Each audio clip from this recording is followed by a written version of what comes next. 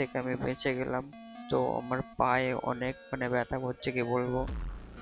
মানে চৌমুহা থেকে খড়িবাড়ি পাম্প পর্যন্ত ঠেলে ঠেলে নিয়ে এসেছি ওকে। যাওয়া যাক এবারে খড়িবাড়ি, দেখবো ভিউটা কেমন আছে আজকে, খড়িবাড়ি কেমন ভিড় হয়েছে। একটা পার্টনার তো গিয়ে বসে আছে, আমরা এখন তো যেতেই পারলাম না, কল করছে বলছে কোথায় আছিস। তো আমরা আর কি বলবো, ও তো চলে গেছে, না দেখে ও জানে না। বাট ওকে ঠেলে আমি খড়িবাড়ি নিয়ে এসেছি, তারপরে ওকে পেট্রোল ভরালাম। এসে গিয়েছি ফাইনালি। বন্ধু দুটো অনেকক্ষণ থেকে দাঁড়িয়ে আছে, কি আর করা যাবে। ওকে ঠেলতে ঠেলতে তো আমার হাওয়া বেরিয়ে গেছে, আর এরা দাঁড়িয়ে ওয়েট করছে।